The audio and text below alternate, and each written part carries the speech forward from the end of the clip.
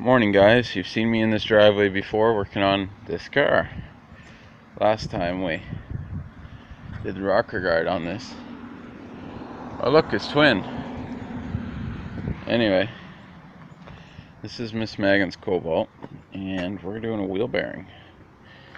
Same as the Sunfires before these, they do like to eat up their wheel bearings. So, as you can see, I've blocked the rear tire with one of my ramps to keep it from rolling around on the driveway. It is on a slant.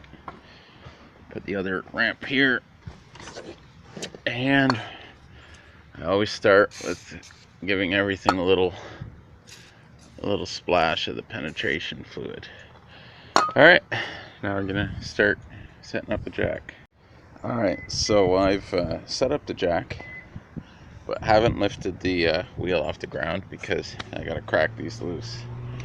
Let's see if I can do this with one hand. Yeah.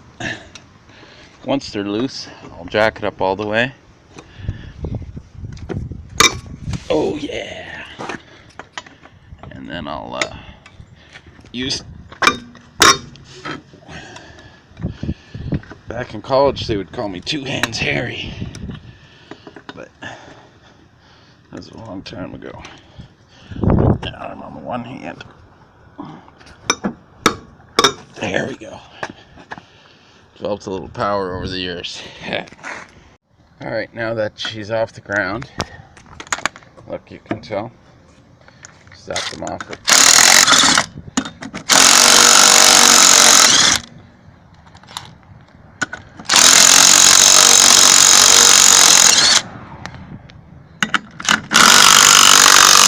Thing for these bolts.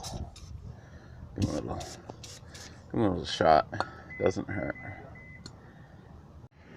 Now those bolts come out real simple. They're just little 14mm heads on them.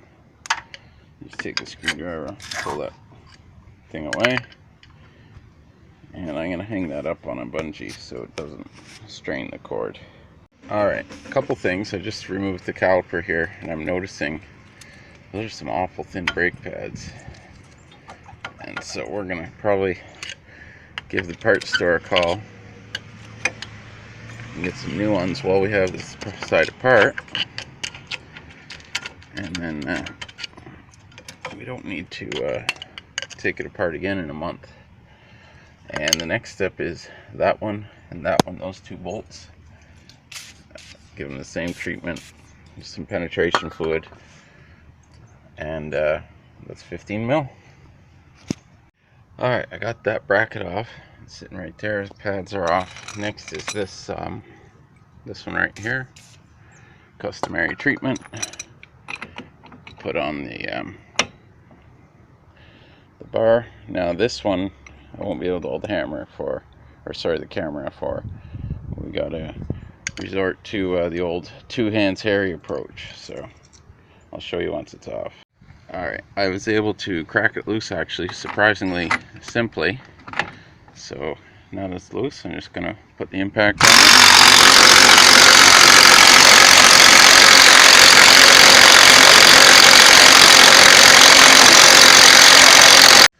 Alright, I didn't show you that last step, mostly because I had my hands full.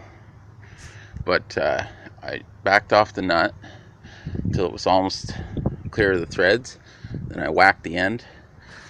You leave the nut on just in case you do a slight damage to the threads. Backing the nut off over the damaged threads will kind of bend them back into place and keep it will allow you to use the same nut and axle. So anyway, that axle's coming free, and we're just going to take that nut off the rest of the way, and then we take the bolts out. It's 3 bolts, 1, 2, and there's another one on the back side, and the whole wheel bearing should pop out. I was able to crack this one. Was super easy, of course. You can see all the room. This one here was a little more difficult, so I had to put a universal joint on my socket, which generally doesn't give you the same amount of torque, but it lets me get it in there and crack that one loose, no problem. So I'm just going to turn the wheel straight ahead or a little bit to the left, and that will let me get access behind here to that other one. Alright guys, all the bolts are out, but I gotta try to get this rotor off, and it sieves to the hub, and we just gotta do some beating, which is unfortunate, but that's what we gotta do. It should be replaced anyway, so might as well give her. Alright guys, the rotor did not want to come off the bearing, so I took it all off at once. Plenty of corrosion in here, which I'll have to clean out with a bit of sandpaper later, but at least she's off without damaging it too much. And I'll have to give the guy a call and order some rotors. Now that I've been beating on those, they're good for nothing. Well, there's $100 I didn't want to spend, pads and rotors, but time to put this thing back together. Alright, first thing we gotta do is get all this corrosion out of here. So, it's a bit of a tedious job, so I'll get back to you on that. I've gotten a lot of the corrosion out of there, and I've sprayed her down with penetration lube and penetration fluid, sorry. And now we're gonna do my favorite thing, put some anti-seize in it. These things are known to eat wheel bearings, so I want to make my job the next time as easy as possible. I did get the wheel bearing with the 2-year warranty, so if I put some anti-seize on, I won't have to do all that hammering that I did this time. Alright, so you can see that I've got the bolts started. So basically, to pull this in, you just turn them all in evenly.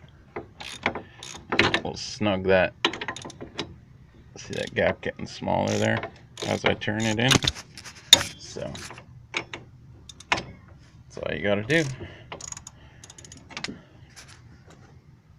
Alright, these things come with this coating which keeps them from corroding while they're sitting in the shelf. So just gotta get some brake cleaner, give it a good spray, let it sit, and then give it a wipe. Just like that. You do both sides.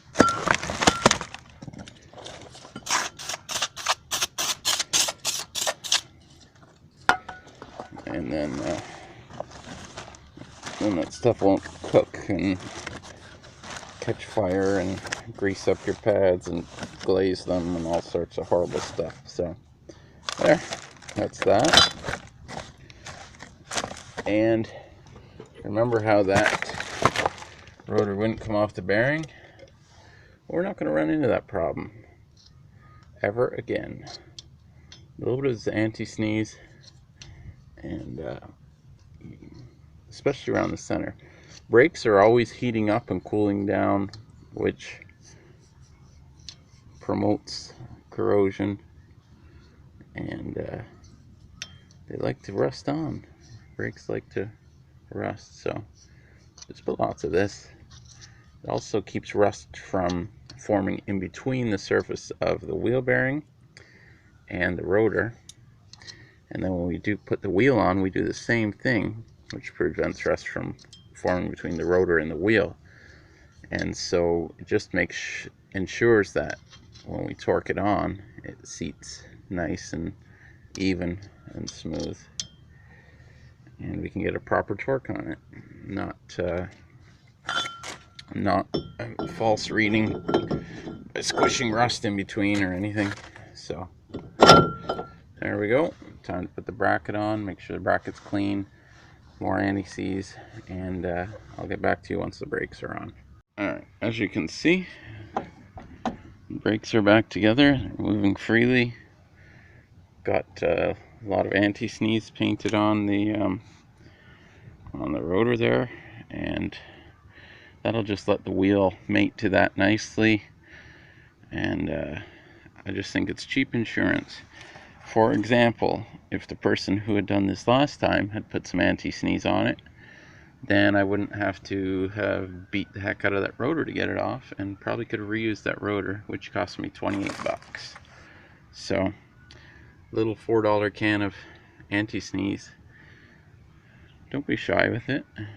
Can save you 28 bucks in the long run. So, yeah, just gonna put the wheel on, let it down, go for a ride.